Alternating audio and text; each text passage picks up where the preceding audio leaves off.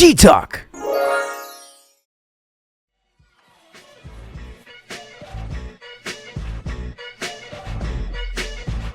Figure it out. So I just hit record and you know, we'll ease our way in, and then we'll do a little intro, and you know. Do you want to admit where you are? No. Okay. Yeah, you're somewhere. You're on the moon. Yeah. You want to count us down? Sure. Go for it. All right, G Talk taking off in 5, 4, 3, 2, 1. And it's the G Talk, everybody. Welcome. It's Welcome. it's your boy Ja, and I will not introduce the other person just yet. I gotta set this up. I'm the quarterback. Drafted 199. Nobody gives a shit about me. But our team's got one hell of a running back. Drafted number 1, El Capitan, El Mejor. It is Frankie. Hello, Kevin Mano. What's good, brother? The number 1 draft pick, man. We just hand you the ball and off you go. Oh, man, that is too much of a high, bro. Listen, kid, hey, talent doesn't have to speak. It just is. So you're a talented mother bleeper. How you feel, my friend?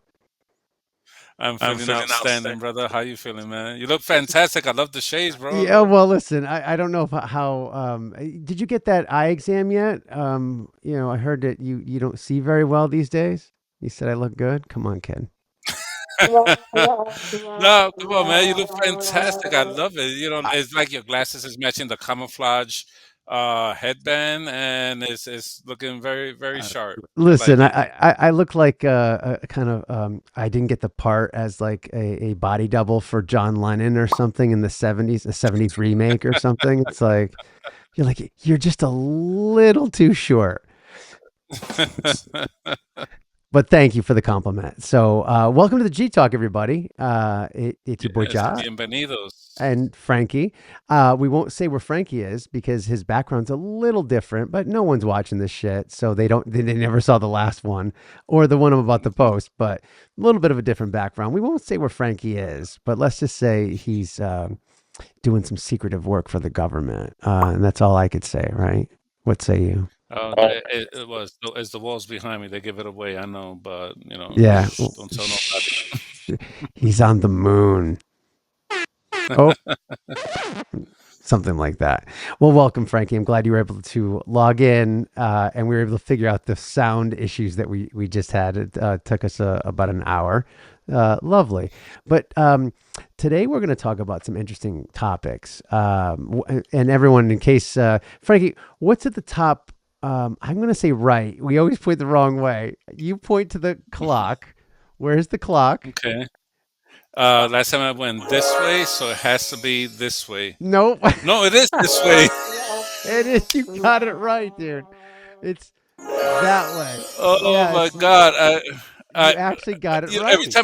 Every time I change my mind, I get it wrong. Every time I change my mind, I get it wrong, and I should always go with my gut. Where's Go Frankie? figure. There he is. Over here. There he is. Well, the clock is important, my friends, because, well, you know, we sometimes go a little long, and we've been known to, so we got to kind of move things along. So what we're going to be doing today, if you haven't watched any other episodes, this is your first, thanks for watching. God bless you. Please watch some more. We're going to do some headlines. It's something that we love to do here because it's either that or we talk about our feelings for 2 hours. Anyone want to do that again? Which is still valuable. It's still valuable, but it means one of us is going to cry and the other one's going to have to lift the other one up. And then that's all right. And there's somebody out there that's listening that be like, "Wow, I like these guys," you know? Yeah, we for the G Talk originated as definitely a men's support group, and then we just discovered that there's a lot of men out there that need some support, and we decided to change it up a little bit and include some of the stuff that makes us go crazy, right, Frankie? Like politics. like sports. We're going to start in a little bit. We might talk a little Knicks. We might talk a little bit of what would a new reboot podcast be, Frankie, without our boy, the Orange Jesus? Man, I, I tell you what, if anything, he makes good news. He makes the news every single freaking day. So, Yeah, he makes good news, bad news, shit news, and what all sorts of crap. And we're gonna, or unfortunately, fake news, everybody knows it's all fake news. I well, oh, already, guys, they're loving it. Yeah, he makes all the news. Unfortunately, he lives rent free in all of our heads. So we'll be talking about the Orange Jesus. We might talk a little bit about the, I guess, the weight loss wonder, the devil pill, the little pill that could. Uh, I won't say the name now. We'll say it later. But let's just say um, it ain't just for diabetics anymore. So we'll talk a little bit about that. And we may even Yeah, talk yeah, a little 90s, my friend, a little Gen X. We're going to go back in okay, time. We're going to go back in yeah. time. We're gonna talk a little bit about accents.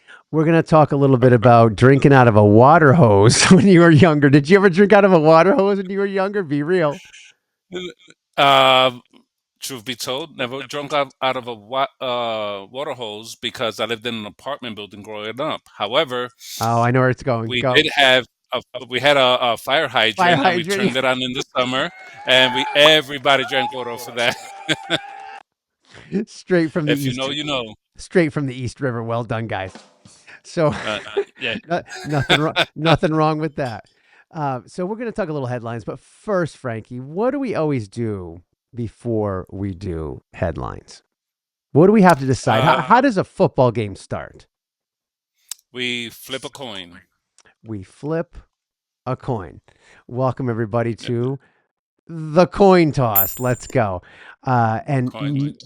don't try to bet on this. You're going to lose money either way. There's no patterns Okay. here. It's for real. I've got a coin. How much more real can this get, people? Right, Frankie? All right. Yep. So So I am going to choose. go for it. I'm going to choose. The last time I chose heads because Okay. we had a very small debate, heads and tails. How did that go? It ends up that tails won, You even though I lost. prefer heads. Yeah, and I lost. And then the 'cause I first chose time, heads. did you win the first one? I did not. I believe I chose heads as well. And So you know what? I am choosing heads again. you're doing I am heads. choosing heads. No, wait. No, no. I'm choosing tails. I'm gonna choose tail. No, heads. Tails. Final answer. Okay, ready? Heads. Final answer. Heads. Okay. Final answer. He's going with heads. All right, people. Place your bets. Wait. Tails. Tails. No, no, no. Tails. All right. No, heads. Heads. Okay. Heads. Final answer. Heads. We're going to lock you in. Yes. Locked in. Let's go. Here we go. To prove it's real. What was your guess? Final answer was heads. It is tails. You know how many times I said Right here. tails? It is tails. It is tails. Well, I mean, when you say both answers multiple times, I mean, so it is tails. And you're 0 for 3, my friend. So you're going to be due next time. Next time you'll get it, kid. I second guess myself. That's when I went like this. Thank The you. clock is over here, but it's not over here. It's over here, and You're picking up on a pattern. You're right today. So I'm going to let you speak a lot. You know what you're talking about, kid.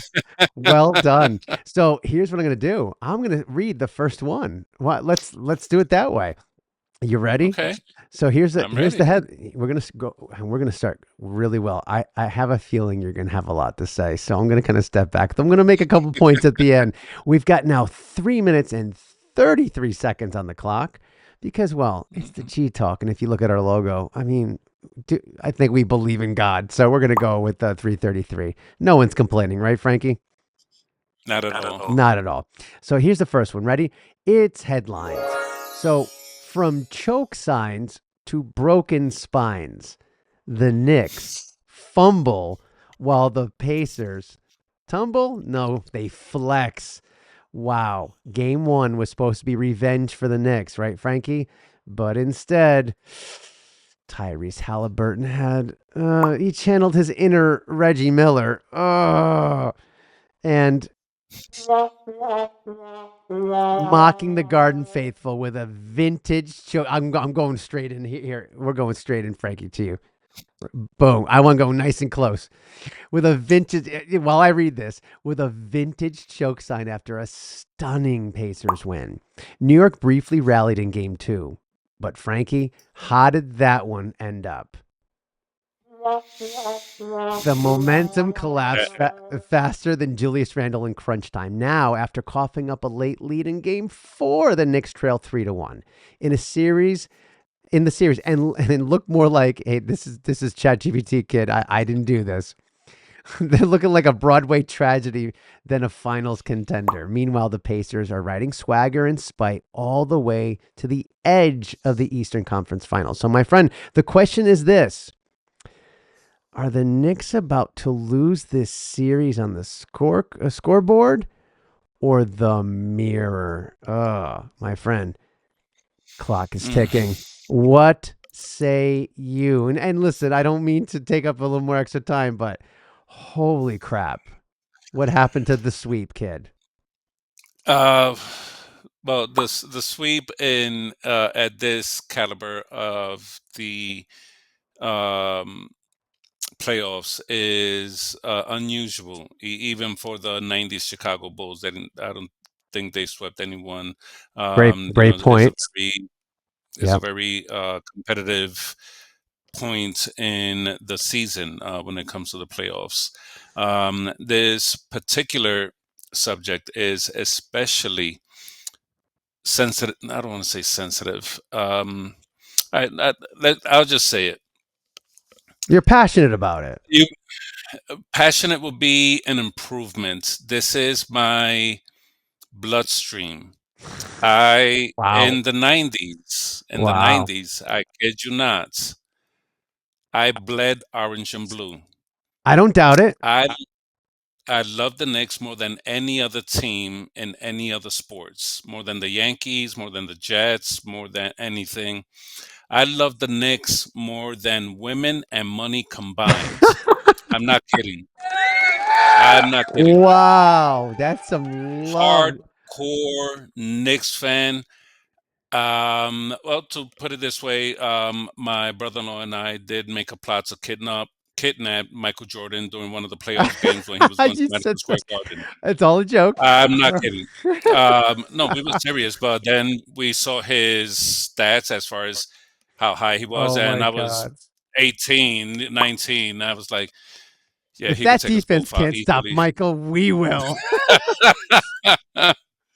Oh But my God. yeah, but this particular game, Indiana and New York, that reference you made when Tyrese went like this Oh, to, if anybody looks at it, and perhaps once you edited this, you could really zoom into it. In 1995, when Reggie Miller scored 8 points in 9 seconds to yes. go ahead of the Knicks when the Knicks were winning by 7 with 30 seconds to go, we had this in the bag.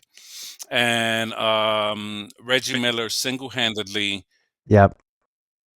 took over that game and looked over at Spike Lee and went And like the choke this. sign. Oh And my when God. Tyrese did that, But wow, but I Frankie, the was like, presence of mind from him, yeah, the presence of mind. Have you heard that phrase before? The presence of mind for Tyrese to go right to the choke. I mean, it's on their mind, is it not? They knew it. yeah, dude, this was 30 years ago. I mean, I yeah, still hold that grudge. was This he was a even born rematch. then? Even yeah, I was. No, Let's see, was I'm he 50. I was 20. was Tyrese Halliburton even born then? Probably not. I Probably mean, not. and he's He doing the looks like choke a young sign. guy. Oh my God. But listen, Yeah. So we're running out of time. I got a question for you. Like, yeah. what happens next? I mean, go. Well, right now the Knicks are down 3-1. We're going to the Garden tomorrow. we got to we is now, and any Knicks fans that are suffering through this, you guys should know better. But you probably didn't see the game 30 years ago. Should have been a Nets fan. I am a Boston fan. It's we're used to it. It always ends with dramatic. For example, when we won the third game, it was dramatic. We was down by 20 13 at the half. and then 20. Yeah. We was Yeah, we was down by 20 before the half. Then we got a quick seven, and we was down by 13 at the half, and we won by 6. Trust me, when the Knicks win is in dramatic fashion. Well, we'll see. Hopefully, they'll dramatically win their way back into the series. I hope so. By the time this gets recorded, hopefully they're still playing or got recorded. And posted. if they make it to the finals, it will be dramatic because they came back 3-1 to so. Hey, listen, they got to earn it. One last point before we move on. Did you know that the Pacers? This kind of is not surprising. The Pacers, like, I don't have the exact numbers. It's something like their last 40 games. So the second half of the NBA season, the two best teams in the NBA. Do you want to take a guess who they are real quick? I'll give you one of them. It's the Pacers. Do you know who the other one is? It has to be OKC. It is OKC. And they're heading towards potentially, hopefully not for you in your case, but it's crazy. They're the best team, kid. So that's what happens. Yeah. Yeah, I checked the score right before we started recording. They were ahead by 30, 27-57. I mean, for God's sake, they're a great team, but we move on. So what do you got next, my friend? All right. So up next here, we have switching gears a little bit, going a little bit into what some people may call a fine line between support and abuse. The headline here is First Lady or Fall Guy. MAGA World aims its legal cannons at Joe Biden. Now, according to the summary of the article, Trump-aligned lawyer Leo Terrell is pushing for criminal charges against First Lady Joe Biden, accusing her of elder abuse for allegedly hiding the president's cancer diagnosis. The claim, thin on evidence but thick on political theater, has been echoed by right-wing media, turning Joe Biden's health into a legal circus. Is raising serious questions about where the accountability ends and weaponizations begins. Now, the question here, Ja, is when political rivalries weaponize personal health, have we crossed the line from accountability into cruelty? I mean, for God's sake. I mean, and the clock is going real quick. Let me say personal privilege here. It's Dr. Jill Biden, MAGA. There's a reason why she's a doctor, because she got a doctorate. Do you have to Google or ChatGPT what the hell it means to get a doctorate? Just because the only doctor you know helped you treat your chlamydia or your herpes because you couldn't put a rubber on with that skank that night, doesn't mean that's all that doctors are. I mean, she's a doctor of education. A doctorate is essentially PhD. It's the highest level, people. Shut the fuck up. I'm sorry, but it's God damn it. So it's so dumb. MAGA, it's morons and grifters alliance. That's what MAGA is. It's a bunch of. I swear to God, I mean, for God's sake, I had to get that off my chest. It's ridiculous. Dr. Jill Biden. It's not Dr. Cosby. He was handed, just because he played a doctor on TV, he was handed a doctorate. And the reason why I say this, it's because it's demeaning. Number one, she earned it. Number two, she's one hell of a woman. You think she's doing something wrong? Elder abuse this is a woman that I could see in her eyes, and just the way she dare I say it, Frankie, I just got a tingle when I said that. She backs her fucking man. She's been there from the very beginning, and it's not like he's had an easy life. He's maybe done some effed up stuff himself in Congress, I don't know, or in the Senate. And you could argue, even in vice presidency, whatever. But you put all that aside, his job, who he is, he's a pretty badass guy. And you know what? She's a pretty badass chick too. And I just tingled again because Jill Biden, Dr. Jill Biden, would never treat the former president in any way, shape, or form that would demand this fucking nonsense from our current president. I mean, for God's sake, who do you think treats their husband better? I'm going to throw this on you a minute 30 in. Dr. Jill Biden or your girl from whatever country, Lithuania, where's she from? Where in the world is freaking Carmen San Diego? Who treats their husband better? Go. Ridiculous. Who treats their husband better? I think we've seen more than enough videos and pictures where the Bidens have a healthy marriage, happy marriage. Melania looks like, you know, like send me away to El Salvador in one of those concentration camps. That's the way she looks. You I'm just mentioned that in the saying. last pod. We talked about that, right? Yeah, I feel sorry for her. She does not look happy, and I mean, I can't blame her really. I mean, if I was stuck with somebody like that, Here we go. Yeah, I got to put the but picture back up there. to call her a kind person because you could see she's kind. You've never seen her in any kind of scandal or showing her boobs. Right. No offense to Melania. None taken. Um, is you supportive. It's like, well, Joe, do you want to run or not? And as far as that's concerned, is that is a very private thing. I think is really is a new freaking low Isn't it? to I mean, it's unthinkable. Like somebody said, oh, we could charge it with elder abuse. Like what? It's right. That's such a great point, and we'll end on that. It's like someone was trying to figure out, let's figure out a way to really get them. Oh, we could do elder abuse. He's old. We've been saying he's old. Let's charge them with that and make a joke of it and see how far this goes. I mean, this is what the new administration is doing. It's insane. But Frankie, here's the problem. Our number 3 topic continues on this bullshit, but I'm going to have an interesting take on this. So I'm going to want to hear yours because while the way he talks about it, the Orange Jesus, might be wrong, there's a subject matter we're about to talk about that a lot of people were saying, wait a minute, there's something missing here. There's some information missing. You ready? So here's the third one. From moonshot to muzzle, did the White House hide Biden's cancer for political survival? Here's where it gets a little whatever, a little sticky. President Biden's recent disclosure of aggressive prostate cancer has raised eyebrows, especially after a former White House oncologist. Let me put this on the table here, or on the screen. Suggested it may have been growing slightly for years. Critics are now questioning whether the public was kept in the dark on purpose, and if so, why?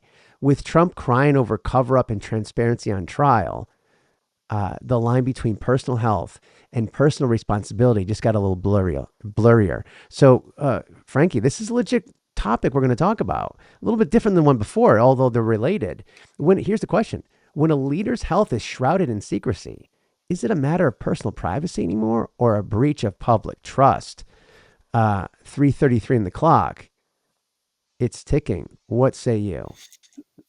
Um, okay, so cancer is something that we've been dealing with for a very, very long time. It's something that nobody wants. And when you find yourself with it, is there a right way to react, even if you're the president or not? I think is a perfect example is Chadwick Boseman, who played Black Panther.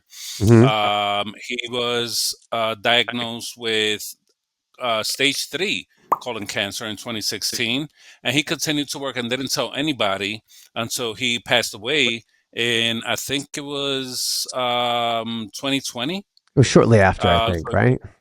Yeah. yeah, around August 2020, and he kept it to himself, and nobody knew.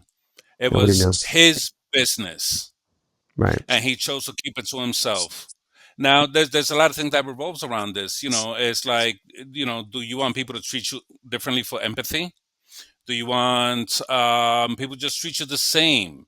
Because if they know you have cancer, then all of a sudden a different version of themselves, more empathetic. Like, no, no, no, I don't want none of that. Treat me as I'm alive because my time is limited. I want you to treat me the way I am. Now, when it comes to the president, should he be treated differently? With his record and what he accomplished, I don't see what the big deal is. He dealt with it his own way. If you Well, get Frankie, cancer, I don't get to tell you how you are going to disclose your cancer, you're even if about you're to the president. yeah, great points, but you're about to find out why I have an opposite viewpoint on this one. Because, I'm always interested in your well, opposite viewpoint. but here, let's take it very logically. You ready? Forget that it's Joe Biden for a second. We'll put an X Hmm. there. X is the president someone is looking to vote for, to commit to Hmm. for 4 years. Now, we've already seen what tariffs do to companies and their sometimes inability to commit long term and start investing back here in the States. They say, wait a minute, because 4 years is not enough to get things done. We got to make sure that he does everything he needs to do in those 4 years. And then what happens if he's going to be out and all this kind of stuff? So there's commitments. There's corporate commitments for, that companies make. It's a lot of money. In other words, what I'm trying to say is when you're voting for a president, it's not just who I like to see in office. They're running the country, defending it, foreign issues, domestic issues. They're doing infrastructure bills. Well, they're not the ones doing it, but they're pushing for stuff. But they're also setting the agenda for. Look at what Trump's been doing in the last 100 days. A president has a lot of power, so people are going to want to know: is this guy healthy, or is he going to croak a year in or 2 years in? It's information that's, Hmm. I think, important. And quite frankly, I understand your point and it's very well taken. And you come at it from a very compassionate point of view, and God bless you. I wouldn't expect anything less. Right. But at the end of the day, the president's almost a commodity, and you kind of almost like a racehorse. And that's something I don't think the Democrats understood. You got to treat him like a racehorse, kids. You got him around the track once and you won. Good for, oh, no, that's a little early, but I meant to say, you won. Great, great for you. You shouldn't have raced him again. He wasn't ready. It was over. It was time for him to keep going. But now, Frankie, real quick, and I'll throw it back to you for a quick thing before we move on. If you don't know that there's cognitive issues, he's sick. I mean, there's just forget the fact that he may or may not have been able to do the job differently. You're talking about a lot of stuff the Democrats are hiding. That's not very trustworthy. And if you're a Republican voter or in the middle, you're undecided, you're going to look at the Democrat Party and go, "Holy shit! Another thing? What else are you hiding? Was Barack a lizard person? You know what I mean? It's like, for God's sake, this is not a good look on the Democrats either." Real quick before we move on, put a bow on this. I don't see how the Democrats will be aware of Biden's condition because this sounds like it was a very personal thing. Because if it gets out to anybody in Congress, I'm sure it will be leaked to a Republican, and it would have came out, or it would That have came that out if anybody outside his family knew. that's a great point. But his advisors did. Someone did. He did, And Frankie. who He was did. who was it? He did, and he kept it to himself, as is his right to, because this is something very personal. He doesn't need to disclose He that because he's still doing the job. he doesn't. But the whole country is relying on him. We should Yes, know. and he delivered. He Uh, delivered. we'll leave it at that, kid. I'm not. We'll leave Again, I don't think. Go back to the X. Forget that it's Biden. It could be any president. I think it's important for the public to know. And I and if really that's do. the case, I would suggest just real quick, a cancer test on Trump's brain because this motherfucker's retarded. All right, everything is going up, and he's saying gas is 198, and eggs has never been lower, and Again, he lives in a alternate it reality. it So, could be for him too. It could be for him too. and That's what I'm saying. and he could say he could be hiding it, and it's like, no, it was so obvious to me and to us. Duh. Just saying, but Cancer makes me better. No, oh no, we don't. We're not accusing him of anything, and we're not making jokes of it. But I think we've made some interesting points. So the last one, my friend, before the break, number 4. This one is a nice one to end the first quarter. Go. all right, so we're gonna try to thin things out here. No pun intended. So this is Well a done. headline. Believe it or not, this is a headline. Skinny on the outside, struggling on the inside. Ozempic's dirty little secrets. Now, the summary of the article is Ozempic and Wegovy, hailed as revolutionary weight loss solutions, are now under scrutiny as reports emerge of unexpected and severe side effects. A recent CDC study reveals nearly 25,000 ER visits between 2022 and 2023 linked to these drugs, primarily due to gastro, gastrointestinal complications. It's so complicated you can't even say it. Keep going. Uh, yeah, like nausea, vomiting, beyond ER, and users report bizarre side effects dubbed Ozempic face, Ozempic teeth, or even Ozempic butt. Doesn't sound good, Uh, hi- kids. uh, Brazilians don't do that well. but it's highlighting issues like sagging skin, dental problems, muscle loss. Experts emphasize that without Uh, proper nutrition and medical supervision, the quest for rapid weight loss can lead to significant health risks, including bone density oh loss my and god. malnutrition. Uh, Goodness Christ. Now, Ja, I you got to sounded ask like you, a brother. drug commercial just now. Oh my God, I feel so dirty. I want to shower, bro. Like, Keep going. Keep but going. but my question is, what's the point of looking perfect if your body's falling apart inside? Like, Uh, I just what's started your the take clock. on that? I just started clock. You sounded like a drug commercial just there with all these side effects and all this stuff. May cause Ozempic face, may cause Ozempic teeth, and so forth, and diarrhea. I mean, for God's sake, what are we doing? We're such a drugged up country. I just stopped myself. I'm not trying to preach. I don't have to try. It just comes out. Sorry, because when we talk about drugs and big pharma, it brings the worst out in me. I guess I start destroying these companies. And listen, I'm not trying to be, I don't know, that guy who's telling people what to do with their bodies. You know what I mean? Whether or not you want to put a drug in there, whether or not you want to put a little silicone in there, whatever you want to do. If you've got some sort of body, I won't say dysmorphia or whatever that, and I don't think it's body dysmorphia wanting to be skinny if you've been a bigger person, but it's, a lot of these people, Frankie, are trying to lose 30, 40 pounds. They're not trying to like get out of bed when they look like, dare I say it, Jabba the Hutt, and they can't, and they lost the remote underneath themselves like a week ago and they still haven't found it. Like those really badly, and I'm not making light of it. This is the truth. That's a different story. What these people are doing is they're taking a drug they're not supposed to, or they really shouldn't. And essentially, it's not for diabetes anymore. It's to lose weight because they can't stop eating the wrong stuff. They can't exercise. They can't. And I'm going to put up here malnutrition, Frankie, real quick. Here's the deal. Not only you're making a deal with the devil, big pharma, you're going to have to be on this the rest of your life. The complications from having horrible nutrition, you're not eating the right foods. Think about this, ready? You're not eating the right foods to begin with. That's why you're in the situation you're in. You're not dieting, you're not exercising, and you're probably severely dehydrated because most Americans are walking around dehydrated, even though there's so many hydrating drinks out there. Go figure. But at the end of the day, now you're making your body eat less of that garbage, so there's less opportunities for your body to get the nutrients. And then at the end of the day, you're wondering why you've got this rotting teeth, your face is falling, you're lethargic, and you feel like crap. Is it worth it? No, it's not.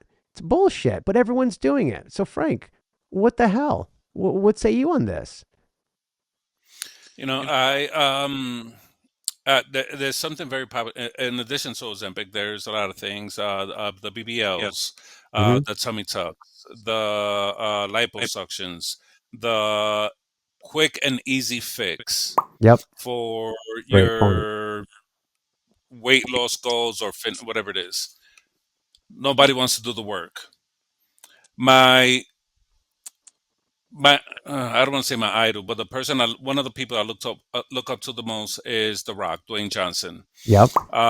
He's 54. He still looks like he's 35. Yep. Um, He he does gets the up work. at 4 a.m. Yeah, he gets up at 4 a.m. every single morning. Doesn't matter what country he's in, whatever hotel room he's in, they have to put an elliptical there because at 4 a.m. he does 45 minutes of cardio every single morning. He's a And he beast. does his weight training in the evenings. Guys, he says it perfectly. If you want it, earn it.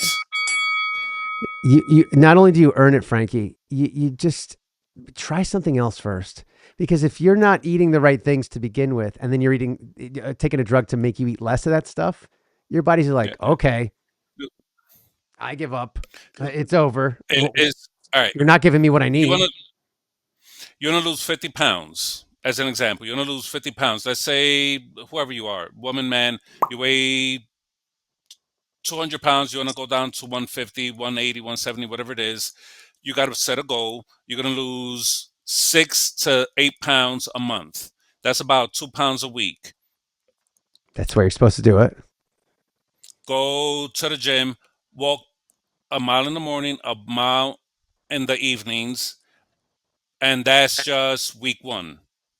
And do your regular exercise. Try to watch what you eat.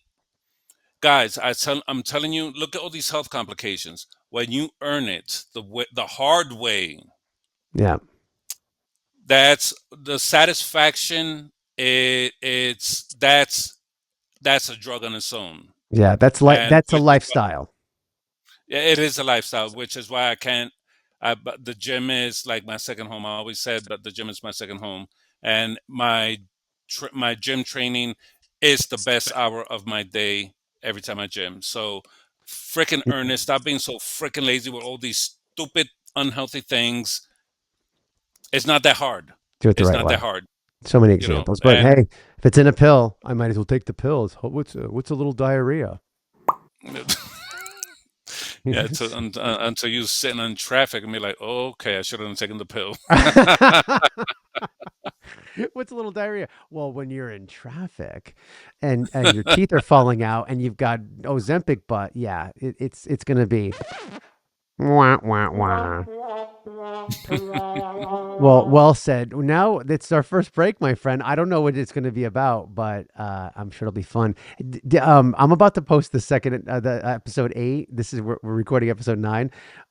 Some of the commercials, the fake ass commercials in the first two Oh my are God, ridiculous. I so mean, good, so good. Yo, my man John, I gotta give this his mind is. Oh goodness, oh that brain. so we're gonna go off to another break, my friends. We'll come back. We'll do 5 through 8 of headlines in the second quarter, and so we'll officially end that. And my friend, take us last 5 seconds into the break. What do you got? I'm gonna go use the bathroom. I knew it. I knew it. Well done. We'll see y'all in a little bit. See you soon.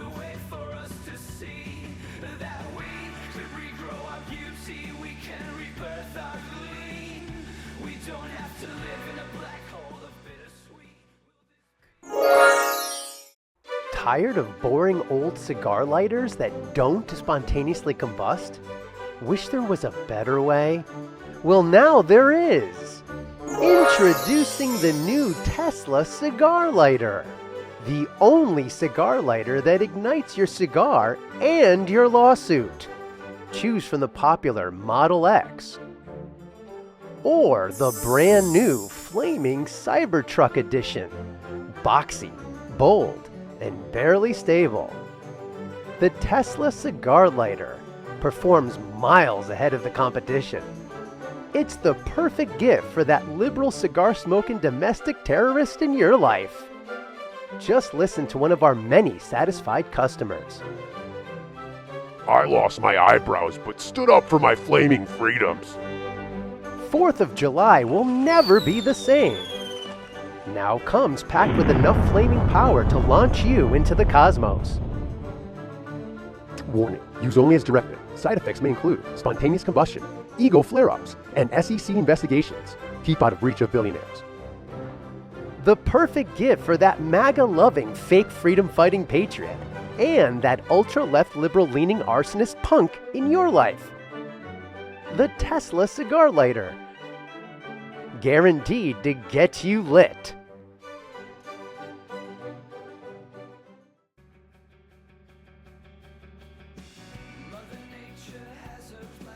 record this. Sorry. Who quits anything at 100, but let alone drinking? I mean,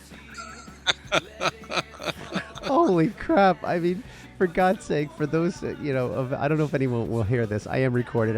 Maybe I'll edit it in or out. I'm not sure, but I think the funniest part of your story. I don't know what the funniest part of your story is. The fact that your was it great grandpa or grandpa? My grandfather. Your grandpa. I don't know what's funnier, that he stopped drinking at 100, or that when he said that to you, when you asked him to do a drink at 100, you said, why? No, I think the funniest part was because he said, he looked at me with a dead still face. He said, "I think it's time." I think it's time. At 100? Bro, let's see how long you can ride this bus. You know what I'm saying? I think you got the world record right now, you Oh know? my God, that's hilarious. Welcome back, everybody. I had to push record on that one. And regrettably, he did quit drinking, and then he got sick, and he died at 102. Well, listen, we're not trying to laugh at you, Grandpa Poppy. What did you call him? Was there an affectionate name you used to call him, Pop or something? Or Buelo. Buelo. So, Buelo, Abuelo. Got it. Yeah. Well, Yeah. Buelo, all I say, and we'll start the second with it. We drink to you. Salud, my friend. Salud, Buelo. Salud, Buelo. God bless you, but the humor is all in good fun, and to just remind us to not take life so seriously, even at 100. God bless you, Buelo. Holy Jesus, how you feel, my friend? What did you do in the break? Did you do anything fun? Yeah, I went to use the bathroom. There you go. Well done, and he got a standing ovation. Well done. Apparently, for those of you that don't know why he got a. Thanks, guys. For those of you that don't know why Frankie got a standing ovation while using the restroom, you've never used the restroom with him, or else you'd know, right? So we'll move on. You're gonna have to explain that one to me. Another time. You'll understand it the second time when you hear it. So we're in the second. Yeah, I got a penalty on that one. So we're back for the second quarter, and my friends, we're gonna keep moving on after a great first quarter. Yeah, you just understood what I said. Did you? Yes. You'll understand it. Yeah. I wasn't on mute. Your brain's like, hey, Frankie, you know what he just said, right? And then you're. Yeah, Oh my it was a God, compliment. that is Yeah, good stuff. we'll move on. So Oh my God! Wow, dude. So Shit, this part's gonna have to be edited because yeah, here you go. Speaking my of, ears are burning right now. speaking of, we're going to talk about your friend, and if there's one person that we talk about more than Trump, it's our girl Taylor. But this is not her fault. It's not look what she made herself do. I kind of gave it away, but it's look what you made her do. In other words, Blake Lively. The Blake Lively friendship is getting erased. Taylor Swift and Blake Lively's friendship is on the rocks after Lively was alleged to have threatened Taylor to leak her private texts to force Swift's public support in Lively's legal feud with It Ends With Us director Justin Baldoni. In a twist straight out of a courtroom soap opera, Swift's dad reportedly gave info to the Baldoni team, getting Taylor's subpoena dropped. The fallout? Swift is distancing. I can't even say it. She's basically pushing the bitch away. Okay. So, and Travis Kelce unfollowed Ryan Reynolds, who is Blake Lively's, I didn't even realize, this husband. And what was once hashtag friendship goals is now, say it with me, a full-blown legal drama. So, Frankie, if your BFF goes full courtroom villain, do you defend her or do you shake it off, shake it off? What say you? The clock is ticking. Go. Here we go. I never knew who was Blake Lively until this thing came up, and when I saw her in once I saw who she was, I was like, "Oh, okay." I saw her in a couple of movies, and not nothing big. Blake Lively is nothing big. I didn't Instead know who of she was. big, bitch. Yeah. I Hey. guess. You know, before when I heard this, like I said, I don't know who Blake Lively is, Mhm. but she was threatening to do all these things to Taylor Swift. I immediately said Blake Lively is a freaking bitch. I thought that was a man at first. You did. Me I too. did because I had no idea who that person was, and I was like, that person is a fucking bitch because anybody that goes to try to attack Taylor Swift is a motherfucking asshole. It's like, oh wait, Straight up. it's one of her ex-boyfriends, Blake Lively. Uh, yeah, that's so. I did a little research on it because I was like, okay, for the sake of this topic, let me do go into a little bit more. Blake Lively is nothing more than a second choice. What I Oh mean by boy, that is that she ruined Ben Affleck's and Jennifer Garner. Garner's Yeah. marriage.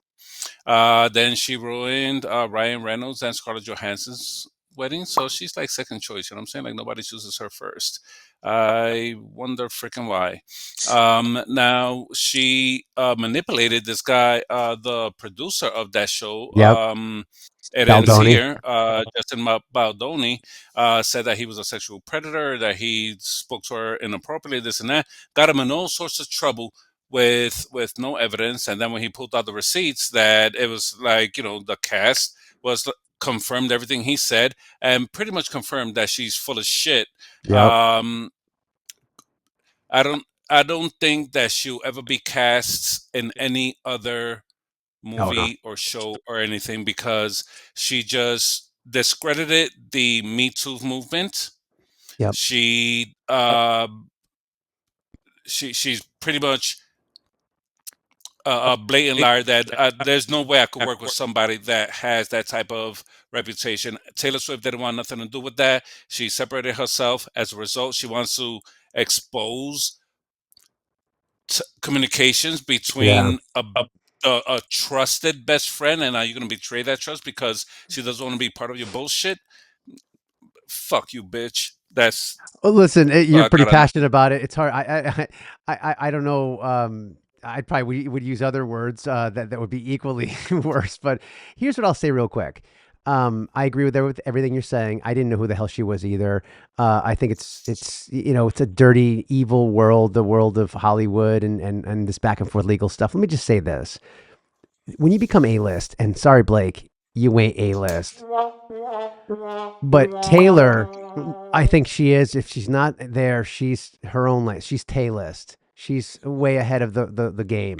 And at the end of the day, she has receipts, Frankie. She's one hell of an individual. She's one great soul. Doesn't mean she doesn't, her shit doesn't stink and she doesn't make mistakes. At the end of the day, Travis Kelce shouldn't be blamed for anything like that, right? I mean, sorry. So mistakes, did you? Yeah. But at the end of the day, when you're at her level of fame and stardom, and you're A-list, that list of who you can trust and be friends with shrinks dramatically because they're always, not only are they looking to get stuff out of you and kind of siphon and be a parasite, in moments like this, where all jokes aside, she's willing to destroy Taylor's life by revealing what the texts are supposed to be about her personal feelings about Travis, about previous boyfriends, whatever. I mean, Frank, if you and I were to go at each other and try to blackmail in our texts, we'd have a lot of shit there. Bros don't do that, though, do they? But women do. And it's unfortunate that that's the case. Sorry, ladies, I just told the truth. The truth is the truth, whether you say it or not. Just said it. But to put a bow on this and move on to the next thing, Frank, you're right. Blake Lively's reputation precedes her. And thankfully, so does Taylor's. I'm on Team Taylor. We shall move on. F that. What's the next one, my friend? Oh, wait, am I the one? Yeah, it's number 6. It's all you.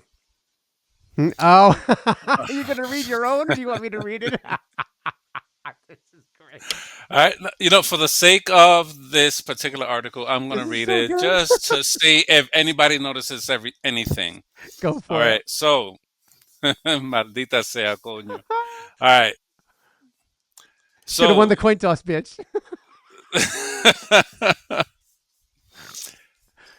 Is Frankie's accent a national emergency? Which is trying to say, is New York is the New York accents a national emergency? Is everybody annoyed by the New York accents? My question is, what the hell is a New York accent? Yeah, just What go. is? I don't know what it is. You know what? Don't even read So, the thing. Don't even all just right, just just, just get let's into just. it. I'm just going to read the summary of the article. Okay, go A for it. recent survey by Podcastle reveals that nearly 60% of Americans find that New York accents is annoying, with What do they 45% of New know? Yorkers agreeing. 45% of New Yorkers agreeing. That must be Buffalo. I don't know what that. Only Syracuse. 10% of Americans report trusting someone with a New York accent. I Can't mean, say I go blame figure. them. In contrast, the Southern drawl is deemed 250%, 256% more trustworthy and 232% more appealing. Their survey also highlights that AI voice systems like Siri and Alexa struggle to understand the New York accent, ranking the second most difficult American accent for AI to comprehend. I'm not offended. I'm not offended. Well done. The clock's going. It's like, hey But my Siri, question is, I said order a pizza. Oh, let me stop the clock. I'm sorry. You got a question? Go for it. I'm gonna throw it back on you anyway. Go on. if Siri wants to mute you, is it time to rethink your accent or just ignore the freaking haters? Oh my god. Go. Yeah. You think New York gives a shit about haters? Here we go, kid. Real quick. I should But have put on my Yankee fucking hat and you my should. Yankee jersey, and Hey, hey, Aaron Judge. We're that's roll Italian, calling dude. you. That's Come Italian. That's on. not New York. Hey, That's it. oh, I don't know. See, I can't even do it. But here's the thing. Here's the funny thing, real quick. I got to throw this back on you and talk about this. But the funny thing is, this article is interesting. I thought about you right off the bat. It is the truth. A lot of people they don't like a forceful New York accent. Now we live in the Northeast, or at least I grew up in the Northeast, and the New York accent. Don't want to say it this way, but it's like it kind of it's kind of a stank that goes pretty far. I mean, there's people in Hartford, Connecticut. There's people in Rhode Island that talk with a New York accent. They think they're from the from the city. It becomes something that becomes a point of pride for a lot of people who don't even live in New York. It becomes kind of a badge of honor. Like, you talk tough, you talk New York. You know what I'm saying? All those movies, all those shows, and that becomes a thing. But real New Yorkers, I mean, let's be honest, kid. They're hardworking. They're badass. They might tell you exactly how they feel about you, but wouldn't you want the truth as opposed to what we got going on in life right now? But here's the thing. You're right. The Southern drawl is a lot more, hey, y'all, I'm not going to F you. I'm not going to shoot you. Come sit down. We're going to, hey, that coon I just caught, Ma just, skinned it and just made a stew. You want to sit down? It's like, no, I'm going to get a New York pizza. Leave me the F alone. Okay. But at the end of the day, when other countries think of America, guess what accents they're doing? They're doing Valley Girl, or they're doing the one I just did, or they're doing a New York accent, kid. That's what America's known for. But unfortunately, let's be honest, what is America being known for? America first now in the country. Well, Fuck. Shit. Fuck. no, there you are. It didn't even give me a warning. What happened?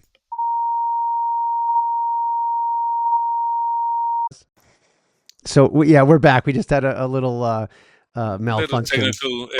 technical difficulties. Yes, It yeah. happens. It happens, right? It happens when you have jokes that hit you 30 seconds after they've been told, and you can't compose yourself, right, Frankie? That was straight ninja. Let me hit the clock again. That was straight. If anyone doesn't know, if you know, you know. So here we're talking about Frankie's accent, national emergency. The New York accent. Here, Frankie. This is what I was saying before. I know that your computer gave out before and you didn't hear it, but here's the thing. The New York accent is really an accent of power, is it not? It has attention, it draws character, and debatable for some people, but it takes center stage. And unfortunately, or fortunately, That's what works in movies. That's what works. It works in music and pop culture. And America around the world is known for that. But what's going on now in politics, America's not known for just that. If anything, another guy from New York is making his rounds around punching everybody in the face with his accent. He's got a. Do you think Trump has a New York accent? Kind of. He has that mafia-ish thing, which is kind of the I-tie New York accent type of thing. You know what I'm saying? And he sounds like an idiot, because nobody know idiots better than me. That's not a New York accent, dude. I'm sorry, bro. At least I don't hear it. It's something. But either way, I think part of the reason why people in America don't like it, I think it's not just Trump. I think it's historic because New York thinks they're better than everyone. Have you ever been to New York? I mean, for God's sake. No.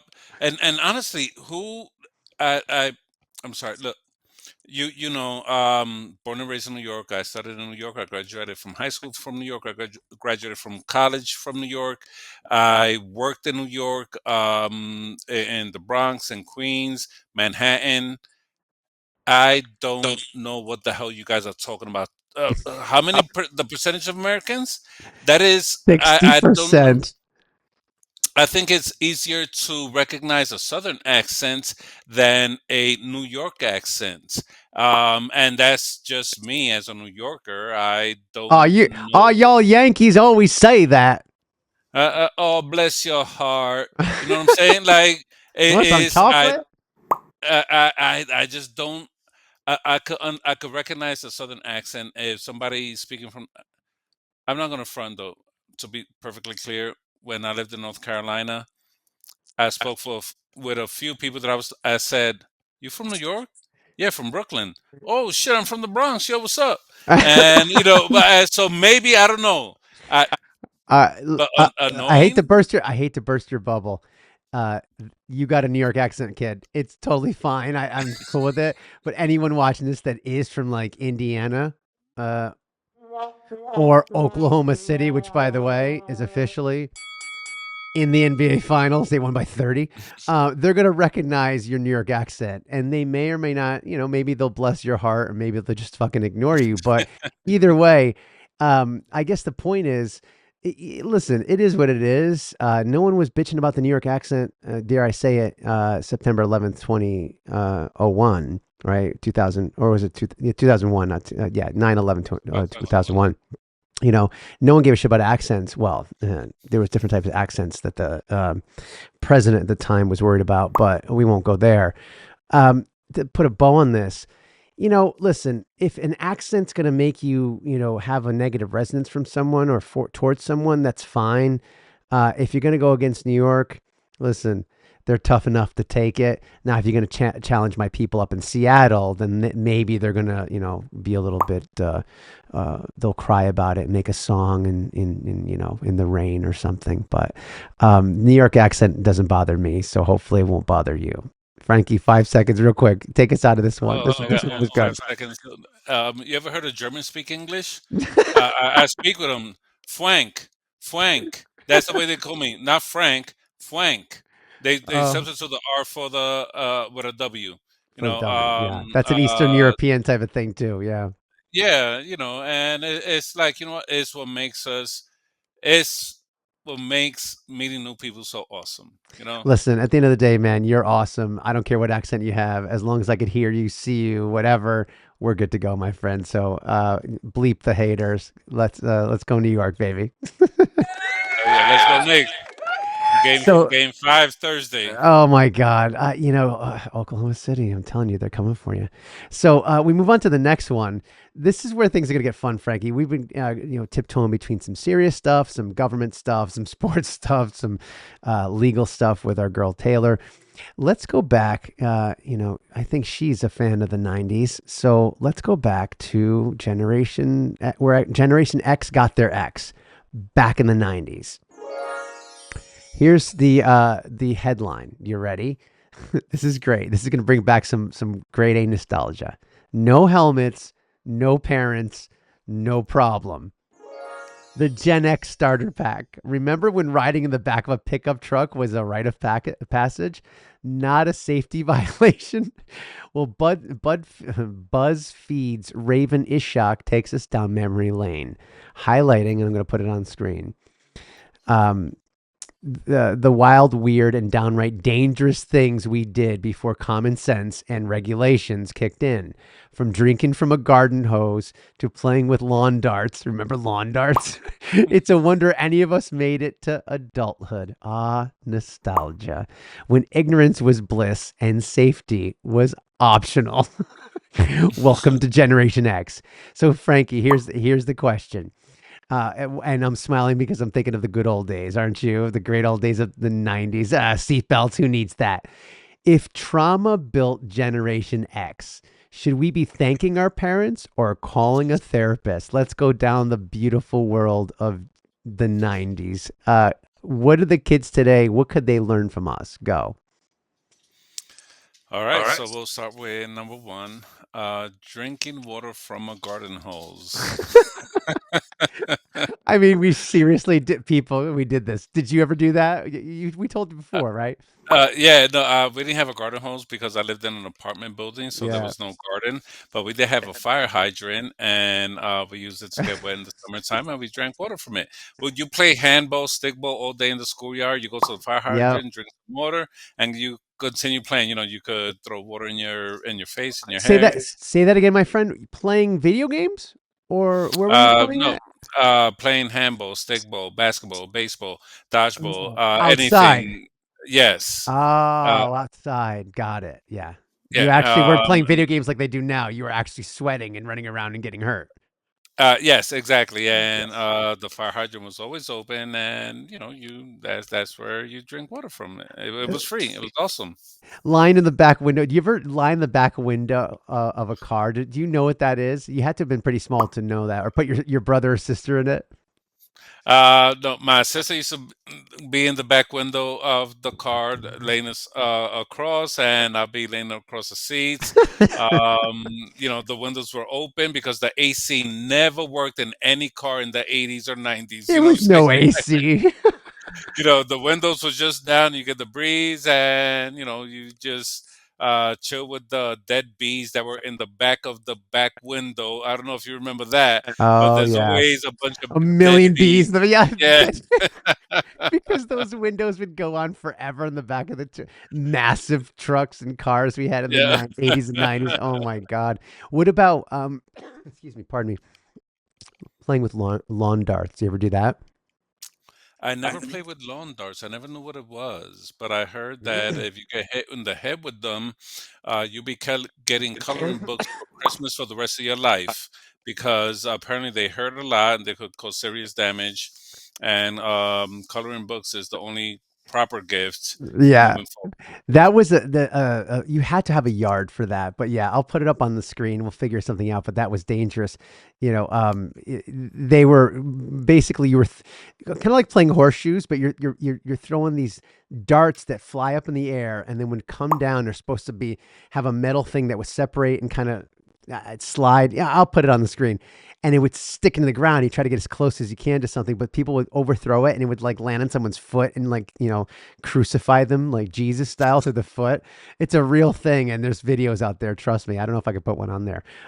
What about riding bikes for hours without a phone tracker or anyone telling you that they saw you or they recorded you? I mean, it was the '90s were a different time for us, wasn't it, Frankie? This is a It different was time. so different, and addition to the bike riding, and dude, I vividly remember skateboards, Skateboards. skateboards, and there's a lot of people now with the skateboards that do nice tricks, and I vividly remember with my skateboard. Not kidding, I remember this like yesterday. We used to take three bricks and stack them, two in the bottom, one on the top. Put a piece Yeah. of of wood, Plywood. Yep. and it's at an angle, so it's like a little ramp. And we would go down the hill, going at least 20 to 25 miles an hour to hit the ramp. at right at the bottom of the hill, and you fly. Goodness, the The amount of time, the the injuries. the injuries were, but we're okay. You know what I'm saying? Yeah, It was fun. That was our action park, our great Action adventure. Park. That Yeah, was that's a great our call out. yeah. It was like the most fun that could not.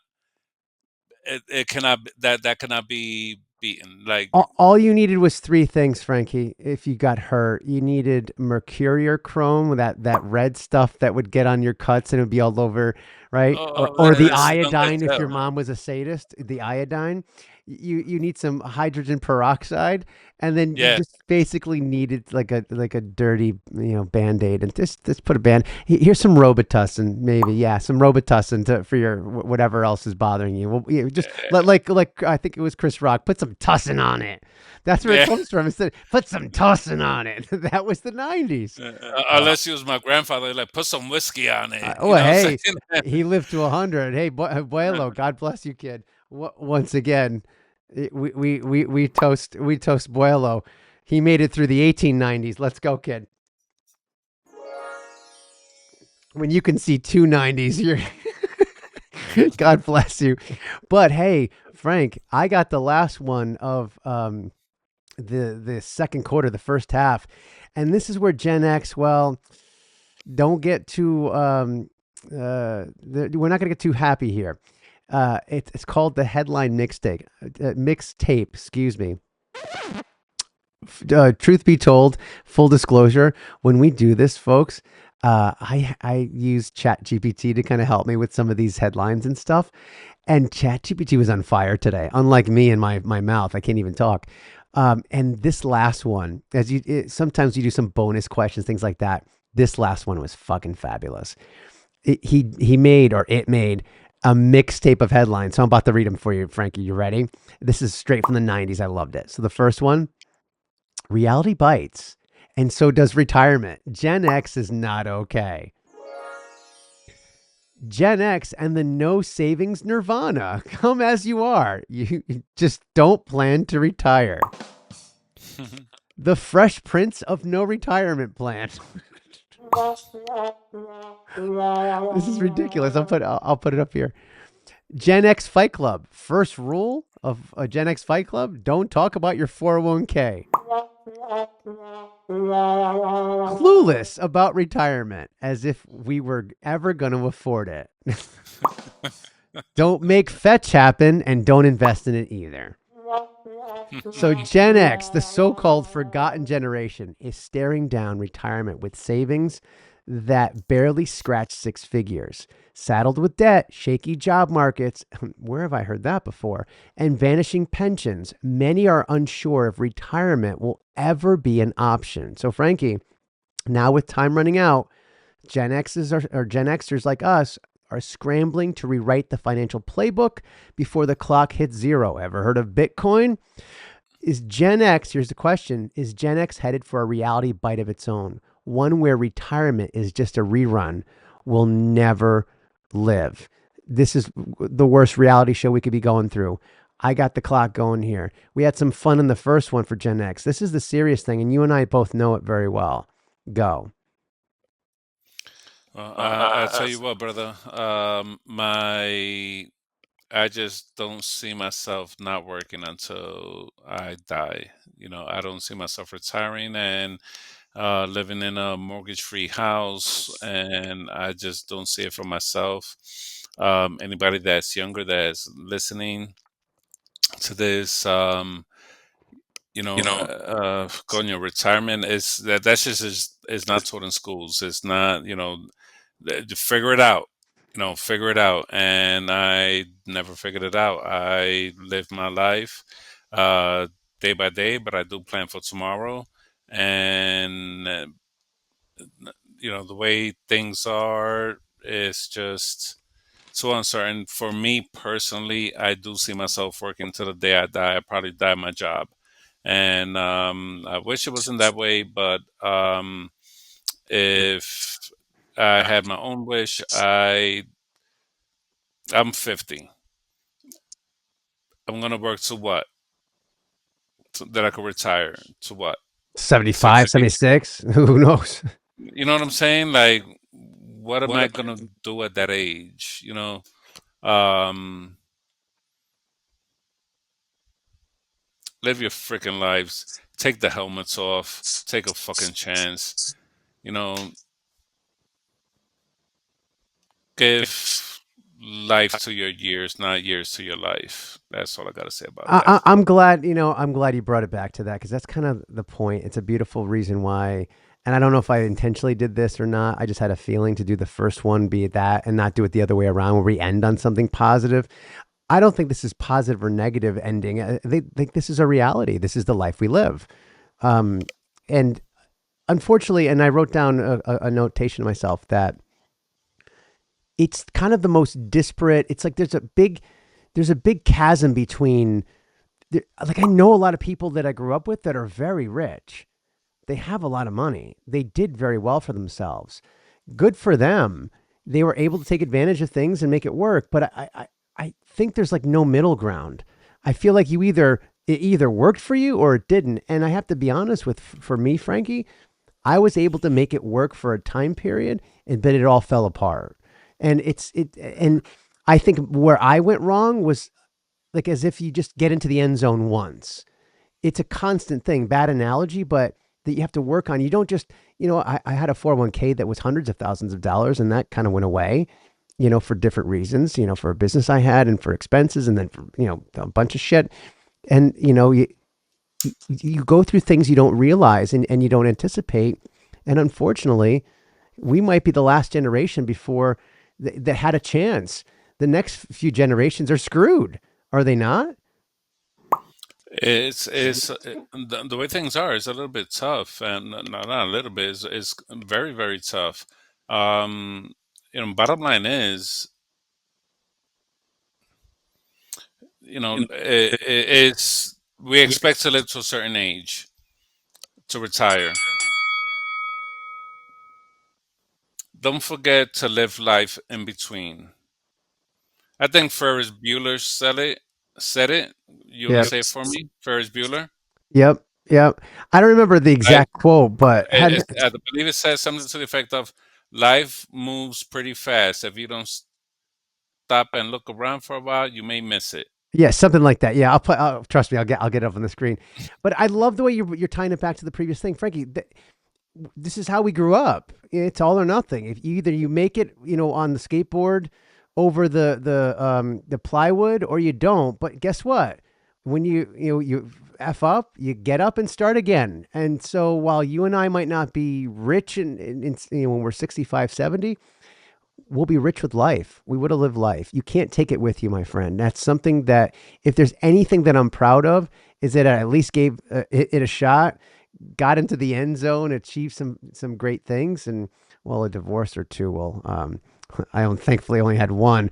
Will have you understand what it means to lose everything. I'll leave it at that. Or, but I didn't lose my life. So before we end and go to the second break, you're right, man. Let's live our lives. Yes, Rihanna, just live your life and worry if we can make something happen financially, 33 on the clock, and make it work, then God bless us. But listen, I'm not going to lose sleep over it. Hey, we're here. You're here. It's the 90s mentality. Keep going, babe. As long as we've got someone to share it with, let's go live life. Yeah. Okay. And with that is the end of the first half. Frankie, how's it going so far, man? We had a little mishap there with the New York accent, but we got back on. How you feeling, kid? I feel fantastic. I love this part so far. I'm still confused why so many Americans think that New York accent is so freaking offensive. I don't even Like, hear anything. Nothing. Come on. yeah, like you ever called customer service? Hello, my name is Peter. How are you? You Oh know what I'm my saying? God, That's we're so going freaking there. annoying. That's right. I fucking went there. You know what I'm saying? You know Because what, that kid? That's a New York accent too. is it? Did I do it with a New York accent? Are you kidding? No, Ah, but you know what I'm coño. saying. Listen, New York is a million accents than New York accent. For which neighborhood are you in, right? At the end of the day, who gives a shit? If that accent you just did is a New York accent, depending on what neighborhood you're in. No, that was I was trying to do an Indian accent. Did I just There's blow an it? Indian section in New York. There's all sorts of sections, is what I'm trying to say. It's the most diverse city in the world. There's a million accents. It's nonsense. A New York accent is everyone's accent. The most annoying accent is the accent that you struggle to understand. Bam! I just said it. Or the comment that I had in my head when you said, the accent for someone you don't understand. Oh, women? The female accent? He said it. I didn't say it. Did I just save you? I didn't I just say it. saved you. I didn't. I just saved you. Men, women. Every man in his like. He said it. He's clearly the brains. He's clearly the brains. And with that, my friends. Oh, I got a penalty on that one? Oh, God, Jesus, come on. Personal foul. Personal foul? Are you kidding me? That's an extra point. Wait, a personal foul or I was going to do a bad accent. We'll move on with that. Well, my friend, take us into our second break. Is this our second break? Or this is our second break. We're going to come back. What are you going to do in the break? Yeah. I'm going to use the bathroom. See y'all in a sec. You won't hit it if you can still even hit boy.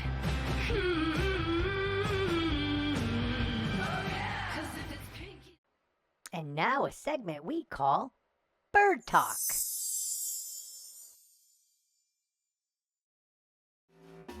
Hey, did you hear what Blake Lively did to Taylor Swift?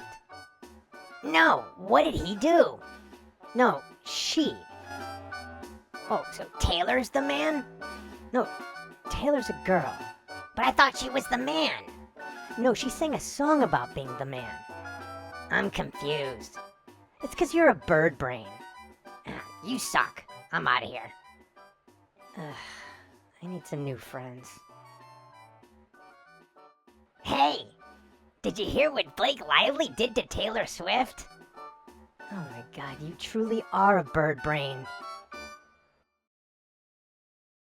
And now, back to our show.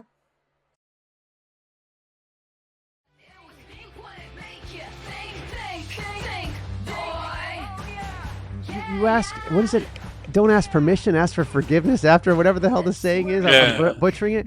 It's like, just go for it. And I think part of the 90s attitude was, I'm just going to go for it. And if you are offended, come and talk to me. At least we're talking and we're not punching each other. Start with a conversation and then we'll go from there. But listen, before we go on to the next topic, which is going to be fun actually, I'm not going to sugarcoat the 90s. A lot of crazy shit happened in the 90s, right? Think of the LA riots, Rodney King. Think of, there's a lot. Columbine, unfortunately. I mean, there's a lot of shit that happened in the 90s that messed us up. But it's not like today, is it? Bro, I would take the 90s any day of the week. Are you kidding? Yeah. The 90s were There was simple. wars. 90s was simple. Yeah. There's nothing...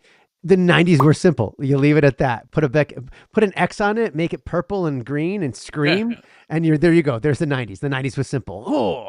Simple. X or whatever. Who cares? That's the 90s. But yeah, either way, we'll move on. I'm glad we talked about that though, because sometimes you forget. You get stuck in the 2020s, man. Everything post COVID is just it's nonsense. Absurd. So go ahead, real quick. You're gonna say something? I was just gonna say that I really have to pee. No, you're gonna have to hold it, bitch. So we're in our going deep segment because hey, all right, so that's what we're known for. Refill. You want to get a refill? All right, hold on. I'll pause. All right. Frankie's got to get a refill because Frankie don't have a button on his desk like somebody I know in the Oval Office where you push a button and the drink comes. So, but if he did, it would sound something like this. So go off and get your drink, kid. Come right back. Be right back. Hold on, guys. Hey, we're back. Hey, we're back. Did you get what you needed? Yes. How to use the bathroom, and I'm back. Yeah, here he is. We'll install a button on the desk so you could push the button and everyone could ignore it, and then you still have to get your. At least you'd have a button to. At least you have a button to push. We'll go with that. So, welcome everybody. This is going deep. This is third quarter. I guess that's the beginning of the third quarter, whatever. And we're going to have an interesting thing here. I found an article, Frankie, and I sent it to you, and I wanted to talk about this. It's our buddies at BuzzFeed. You got to love BuzzFeed. Every now and again, they have some winners. And this was interesting. I remember when I saw this, I go, huh? I was like, what is this article? And I'll give you the headline. It's interesting. It's basically women asking guys very specific questions about, you'll find out in a second, and men answer. It's very interesting. And I've got the article here, and we picked out some of the questions, and we're going to answer ourselves. But let me introduce it with a headline. And this is, we'll go with the 20 minutes for the going deep segment. And, the third quarter is very loose. By the time you get to the third quarter, whether you're Eli Manning or Tommy Brady, your shoulder's ready to roll. You're hucking it. You could stay in there in the pocket a little longer than usual. So here's the headline, Frankie. Men ask, women answer. I'm sorry, it's the other way around. How did ChatGPT. It's women. Oh, I just noticed that. Wow. Women ask, men answer. The unfiltered truths you've always wanted to know. So a recent BuzzFeed article compiles candid responses from, I can't believe ChatGPT effed that up. I just noticed that. Wow. It flipped it. Yeah. Being hallucinating. Even ChatGPT knows how it goes, but the G Talk has to. Yeah, we got to straighten that shit out. So a recent BuzzFeed article compiles candid responses from women addressing. Wait a minute. No, substitute men's with women. And yeah, it's backwards. It's ChatGPT. What the hell? From men addressing women's most pressing and often unspoken questions about male experiences. Topics range from the intricacies of menstrual cycles. Oh, I see what this was. Okay. Let me just do it out of my thing. Basically, it's an article where women ask a bunch of questions to men, and it copied, I think, the other way around. It might have been once the other way around, where men ask women questions, blah, blah, blah. Well, the men answered, and we got some questions here. You ready, Frankie? I got the clock going. This is interesting. Yeah, let's go. So read the article, please, people. I put it on the screen. Women are asked questions. They ask questions that they always wondered about men, and guys didn't hold back. Giggity, because they couldn't. That's how it works. And here's the first one. We picked a few out. We're going to answer it ourselves. The first one. Ready, Frankie? What does it feel like when you're making love to a woman and you're trying not to get there? Do it all game show. Trying not to get there. Is it frustrating? No, the clock is still going. I'm just making a joke. What do you think about when you to keep it from happening? Go.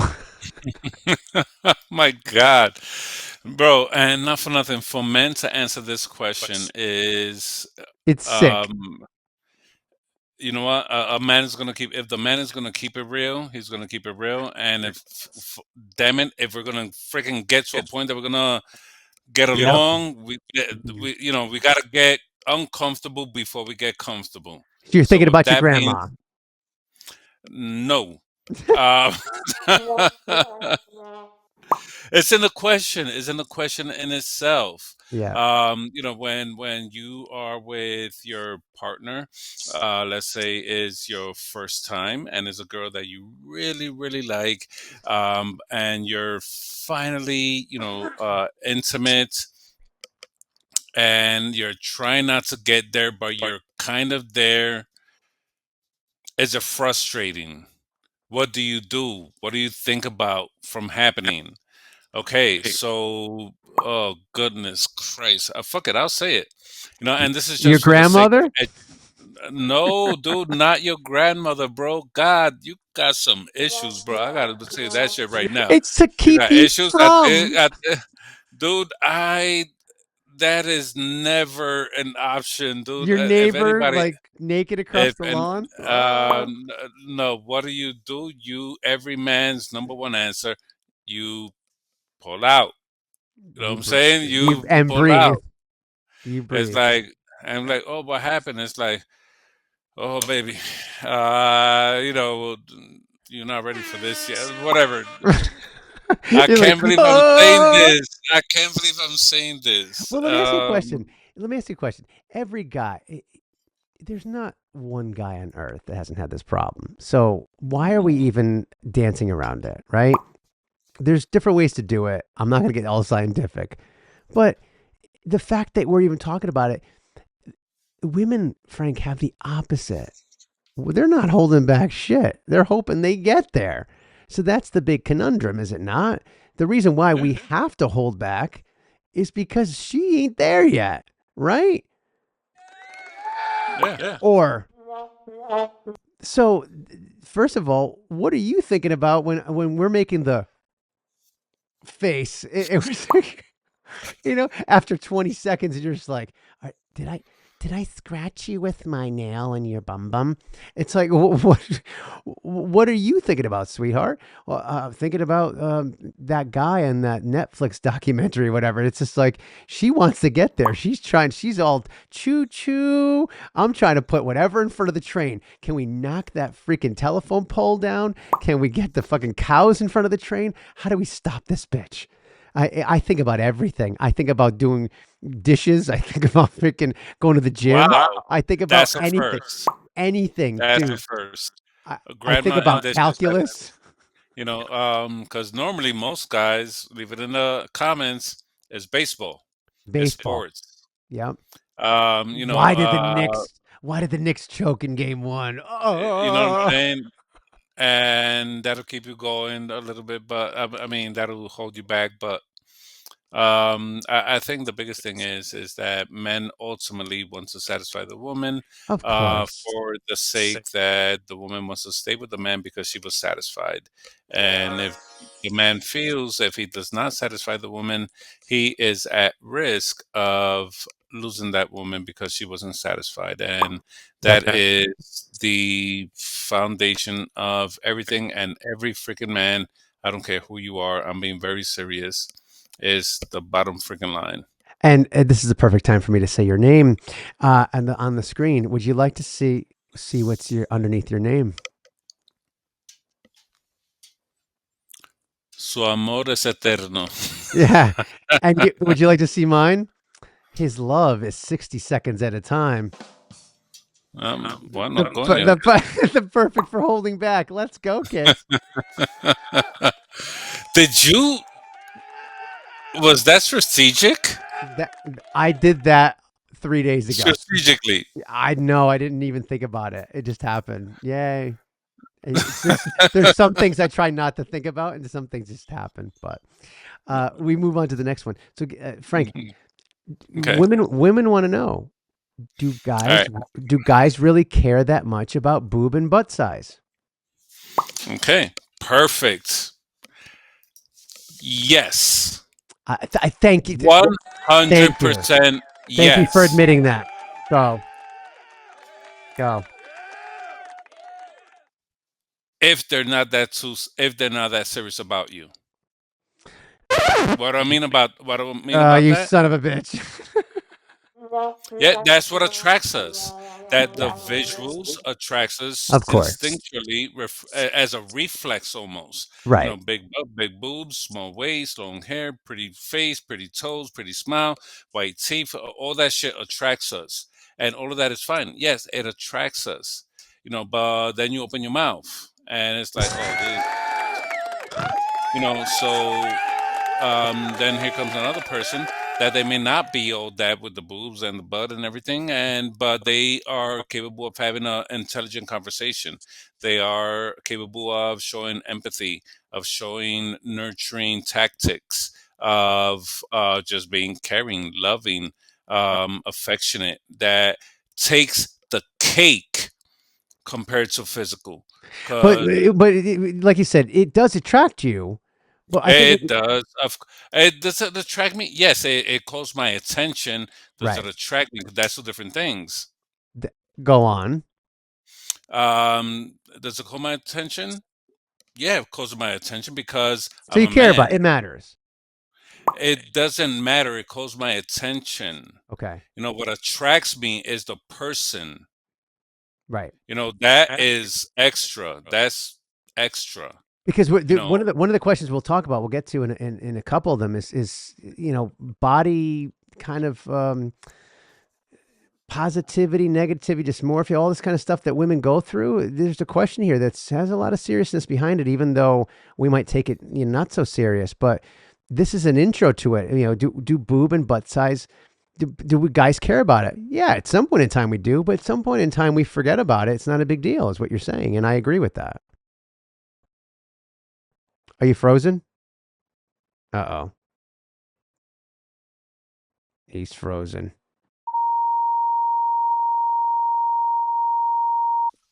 All right, we had another little whatnot there.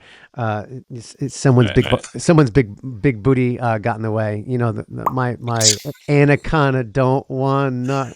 Okay, I'll leave it at that. if it don't have to do with Wi-Fi, baby. I'll put a little whip in there. My anaconda don't want none unless you got buns, hun. I don't know. Figure it out. Or Wi-Fi. Or a Wi-Fi. I knew a guy named Wi-Fi, but all right. So we'll move on to the next one. What does a male orgasm feel like, Frank? Can you believe women want to know? I mean, it is not the greatest thing ever. I mean, move on to the next. I try to describe it in the most ridiculous way possible. What does it feel like? Women want to know.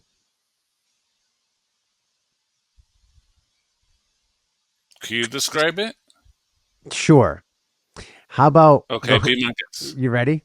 I don't know. I don't even know if I want to hear this. Yeah, no, this is But going to be good. go ahead. Imagine the Hoover Dam. Have you ever heard of the Hoover Dam? Yes. Now imagine all of that water is shooting through, like you're draining it, but shooting through a straw. But it all comes out in 4 seconds. That would be kind of what it feels like, but good. Women, do you feel me? I mean, what does it feel like? Honestly, it feels like I almost said something blasphemous now, but it feels like it's almost like everything that preceded it of holding back and trying to think about this and that and going through gymnastics and all this stuff. You finally get your little kind of, your reward. And it's just like, oh, I got to start the clock, by the way. Oops. You get your little reward and it's like, boop. Okay, you're done. That's what it feels like. Mhm. It feels like unwrapping like a small little chocolate and you wish you could sit there and nibble on it forever. It's quick. It's a few seconds. It's incredible, but that's it. It's one shot and you're done. Women, don't worry about how it feels for us. Worry about how it feels for you should you get there. I'm sure whatever you experience is a million times better than what we experience because we experience all the time, right, Frank? Fuck. I would say what you experience is similar to ours, but you guys enjoy a lot more because you could keep going versus us. We need to recharge, and it's not I so mean, much. it's all over. I mean, but in all seriousness, because I feel like women have described it to me as like an all body feeling.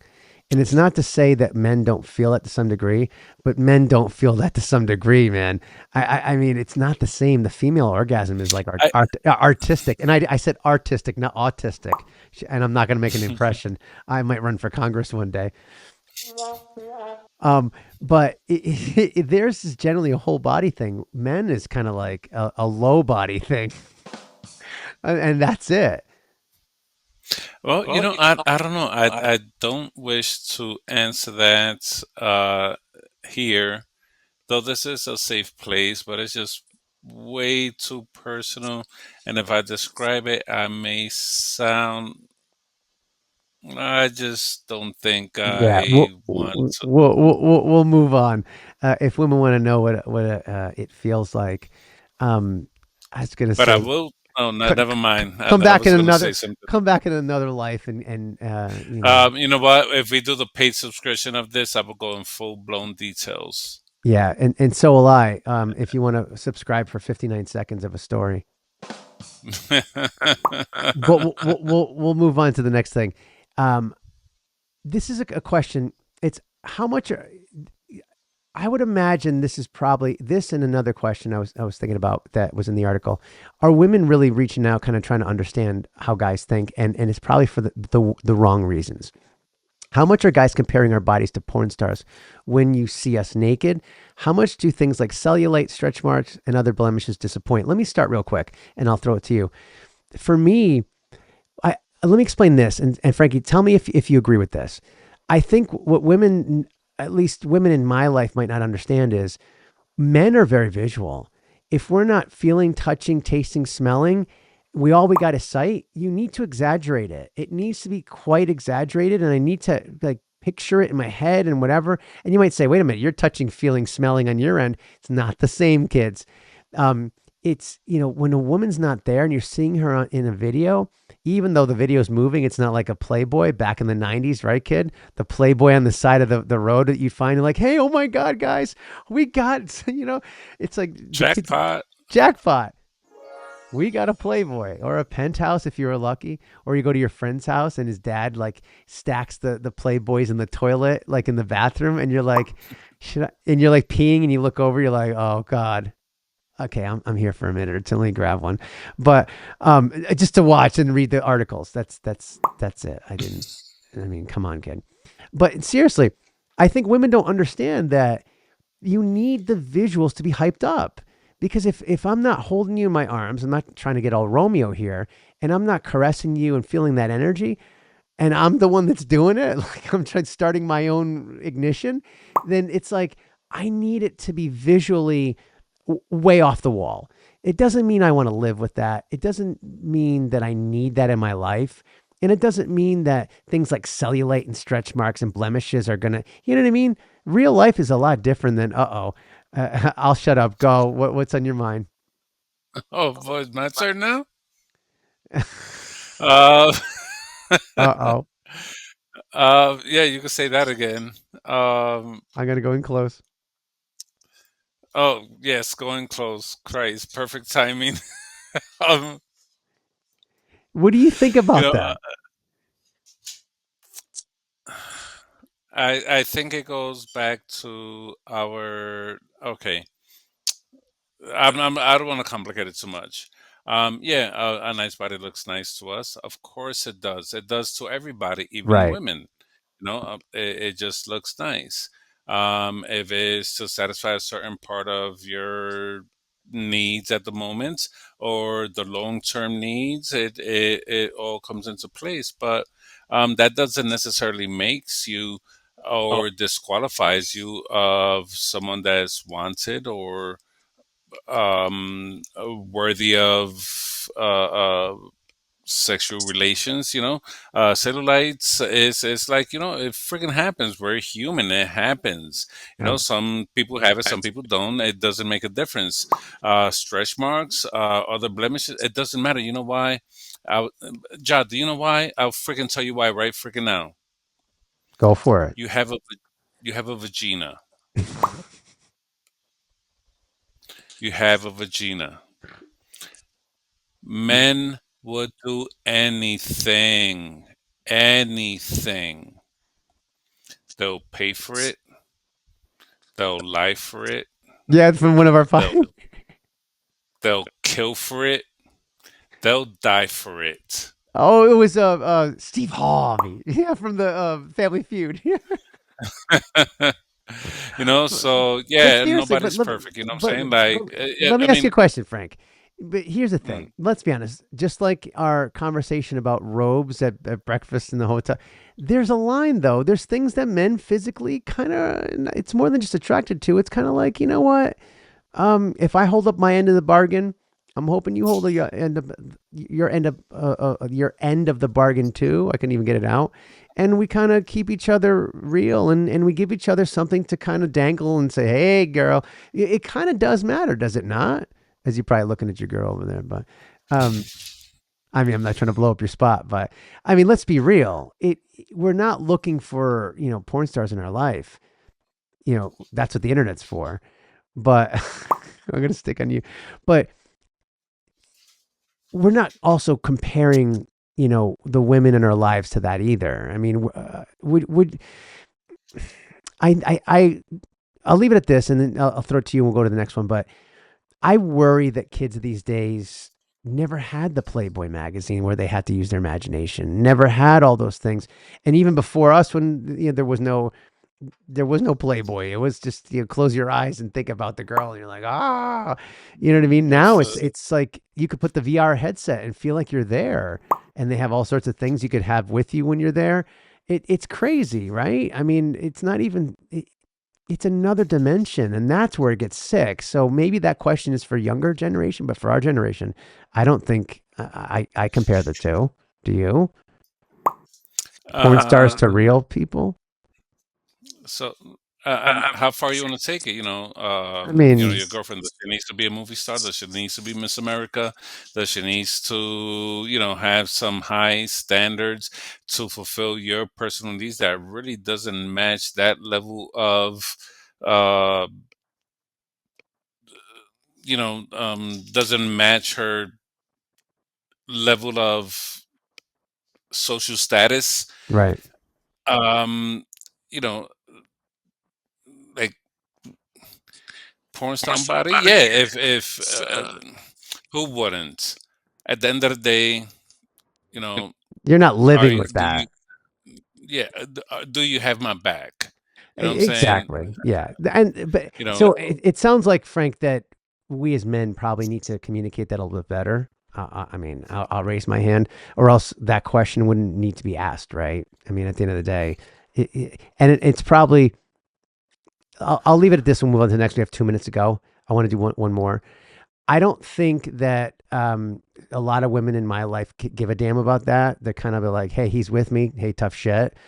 Leave. I'll take everything. But I think it might be in the back of their heads, right? And that's the problem. But we have 2 minutes to go on this one. I'm going No, to ask. and at the same time, just Yeah, real yeah. quick, at the same time, you flip it over to men. The women want that type of man with the six pack and all this and all that. You Yeah. know what I'm saying? Is that type of man The because that the baby narrows arm. down your. Yeah, exactly. Does that narrow down your? I mean, you just narrow down the market to less than 1 or 2%, and are any of them somebody that you're going to spend your No, life with? So not it's not a at matter of all. what you want. Exactly. I agree. I agree 1,000%. We just need to communicate more. So last one real quick, Frank, we got about a minute. Does body Hmm. hair on a woman bother you that much? I'm going to say real quick, it does. There's something about it. Body hair does bother me. I'm going to be honest with you. Because I have a lot and I don't want to be dating myself. Go. You know what? Sometimes it's okay to go retro. As you could have made the French? appointment. It could have been, but the armpits hair though, that is just not acceptable. That No. is not cool. No No. freaking way. Leg hair? Like, Leg hair? leg hair. I mean, you could let yourself. You didn't get to it this weekend. It's not a deal breaker as long as they don't look like mine. You know what I'm saying? When it's like, But it's sometimes you were so busy on the weekend you couldn't shave your legs, or other areas, but the armpits is just not. no, That's to no go. me is like, oh shit, you done fucked I'm up. gonna say this as cleverly and as how about down there? It some now if it's a full grown buckwheat, um, I will make suggestions. It's like, yeah, the lights have to be off, but I will make suggestions. It's like, oh no, oh, I brought toys that's It's good. battery operated. Yeah, they're my clippers, but you expect something else, but it does still vibrate a little, So we're gonna Government bureaucracy, and for your girlfriend. multi-purpose. You just need a little mini Elon Musk and his Doge thing to cut through all the bureaucracy. Well, that thankfully is the end of Going Deep, my friends. And if anyone ever watches this, nobody's watching this stuff, but if they do, please, the comments would be great. This is a good one to watch. Please, yes, watch this. Let us know. We're going into our last break, Frankie. I don't know what it's going to be. Hopefully, it's something funny or profound. Maybe it's you telling a joke. Who knows? Take us out to our last break of the show. All right, so we're going to go on a break. I'm going to use the bathroom, and we'll see you in a few. We'll see you in a little bit. You're next to me, 'cause you love it. Bulbs on the tree, 'cause you love it. We ain't mainstream, 'cause you love it. And now a segment we call One of Those Moments with Frankie. Take it away, kid. Anybody ever have one of those moments? I have one of those moments. I'm sitting on the couch and I'm watching my dog chase his tail for about 15 minutes.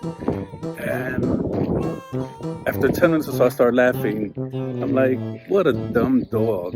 It's entertaining itself. Chasing his tail for 15 minutes. What a dumb dog.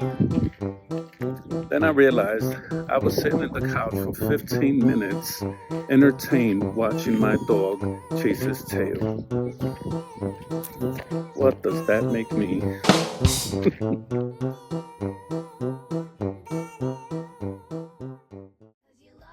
Blinking colored light, 'cause you love it. He ain't coming right.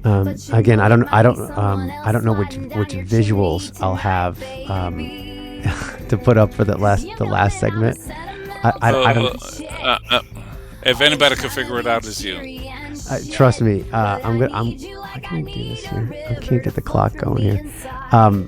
The last one with the hair. I was thinking, oh my god, there's so many bad questions or pictures in my head about French women or all sorts of inappropriate stuff. But welcome everybody. This is the fourth quarter. I didn't even end the last quarter. This is the fourth quarter. If you didn't watch, if you made it to the fourth quarter, you watched the third quarter. Let's be honest, right? I mean, come on. And we ended on a body hair thing. Any last words before we jump off this cliff here, Frankie, on the body hair thing? No, I mean, I don't want to shave anything off the subject. We could God. just. I don't want to beat around the bush. And just let's move on. Now you're waxing poetic. I can play too, kid. Well, Yeah. I don't want to blow things up in the bikini world, but that was weak. But oh, really, guys? Okay, that's all right. Our producer didn't like that one, but we'll move on to the next thing. So there was a question in there, and I think we got 5 minutes to talk about this. So let me bring it up. This is a good one, and you brought this up, and I thought this was actually a great one. I think we should end on this. So here's one. Let me ask. Do you want to ask it first? Do you want me to go first? No, you go for it. You want me to ask you or answer it? No, you can ask the question because I think this is a question that I got on the screen. I wish we could have like 100 men answer it. Yes. So here's the question. And finally, what's the top thing you wish we understood about you? So what's the top thing that men wish that women would understand about us? Do you want me to go first and answer, and then you go, or do you want to go first? I would love to listen. I would love to listen to other men because my thing is my thing. But I would love to see if anybody else compares or touches my point of view on that. All right, so I got the clock going. I'll keep it simple. Yeah. The one thing that I wish women would understand is that we truly do not understand them, but that's the point. We love challenges. We're men, and at least from my point of view, and I think Frankie will agree or disagree, but I'm pretty sure I know him well enough to understand that men do love challenges. It's not that we look at women as challenges necessarily, but we look at them as or quests, but we look at them as these beautiful, complex creatures that we want to tinker with, we want to observe, we want to have fun with. They're the most interesting thing in our lives when we make them the most interesting thing in our lives. And so long as they continue being the most interesting thing in our lives, we're going to, want them to never go away. And I think if women understand that, whether or not you look like a porn star or not, or whether or not you make us have eruptions or whatever or not, it's about the experience. And we want an experience that could last a long time, not a sexual experience. You know how that goes. But, we want an experience with a woman that keeps us interested, keeps us intrigued, keeps that complexity. If a woman gets too simple, guess what, kids? Then you're like me. I'm way too simple. And the other thing I'd love women to know is, how the fuck are you still with us? I'll leave that at that. Go, Frankie. That's all I got on that. All right. So if there was one thing that I wish women understood about us, is that we're simple.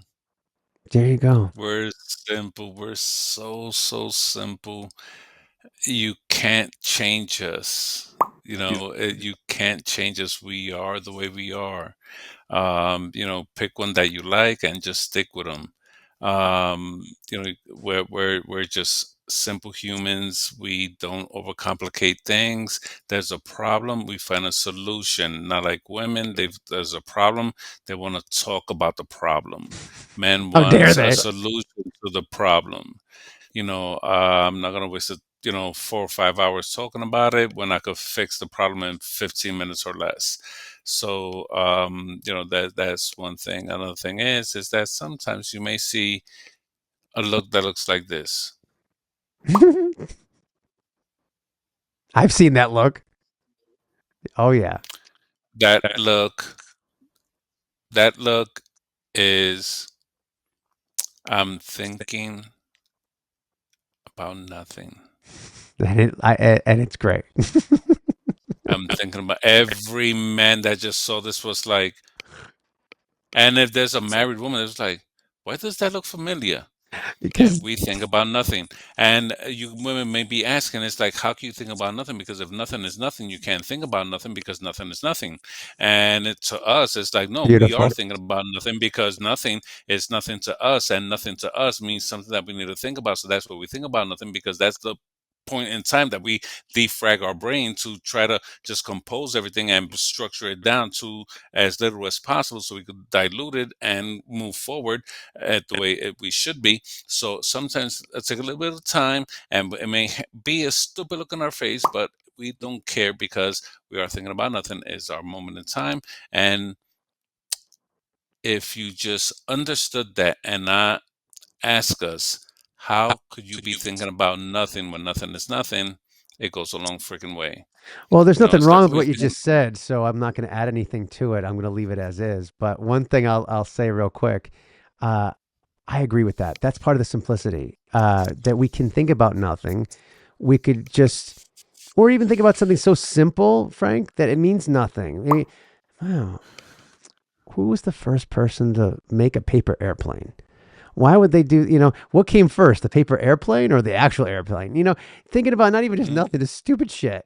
Because, sometimes we need to clean out our brains, and defrag is a beautiful way to say it. And, what are you thinking about? Oh, nothing. Obviously we're thinking about something, but it's nothing of consequence. It's just whatever. It's kind of like a commercial. It's kind of like, it's nothing. It's like when you're in the subway and you're looking at, or in the taxi and they have the commercial, you're not paying attention to it. That's what's in our mind. Yeah. I'm afraid to ask her, what is she thinking about? Well, Oh, something. I don't even want to know. I'd rather go back to and, nothing. and we have to ask. Of We course we have have to, because we're to. stupid. We're simple. And We're dumb. Yeah, and we ask, and it's like, well, I was thinking about we was gonna have for dinner, so I thought we'd have some chicken. So I went to the Food. supermarket to buy some chicken, and I wanted to go to this supermarket because they had a sale, even though it was 2 miles away. But I figured I might as well go over there because the traffic is not too bad. So when I got over there, I found the neighbor's daughter, and that you will not believe that she's pregnant, and her boyfriend is this, and in all the meantime, you want to know what's for dinner, and she's still going on about. I told you she'd be the first one to get pregnant. She looked like a bit of a whore, and now she just don't know who the baby daddy is because she slept with him and his brother and all this and that. And then you trying to figure out what's for dinner. And I came back home and then I got stuck in traffic and I ran out of gas. I got a flat tire. I had to stop at the gas station. I had to get some gas. Finally got to change my tire. She And I was crazy. so Yeah, huh? frustrated. And I called my best friend because she was near town, and I was just crying Oh to her yeah, because I best don't friends are talk to great. you about it because you just be like, oh, just get home already, and I didn't want to talk to you Yeah, because that it's bitch gonna be make me feel bad. crazy. So I called my best friend, and next I thing you told know, you she was it's gonna like, say that. Bitch be crazy. so what's for dinner again? Chicken? Perfect. That's all I wanted to know. Nothing. And with that, my friends, we go boom. Frankie, take us out because that was a brilliant soliloquy of what it means to see women. We listen. He can't make that impression unless we weren't listening. So we're just not listening to the right thing. Frankie, take us out. I don't know why you want me to take us out because why don't you take us out? You want me to take you out because you want to take you out? No, how about you take us out? No, I don't know why you want to take us out because you want to get rid of it right away. But I feel the way. I know what you're trying to say, but I'm trying to figure. And with that, I need to go defrag my hard drive on the toilet. Dude, my brain is fried. How do they do it? I don't know how they do it. My brain is fried right now. I'm like, look. That was actual smoke that just came up, dude. I'm about to put smoke out of your eye. Trust me, I know how to do this shit, kid. It's happening. Well, people, we'll see you again soon. At the end of the day, ladies, we can't live without you. Because if we did, well, then we'd be thinking about nothing. And with that, I give you nothing. Hold on. I tried to get... Oh, well. I finished it.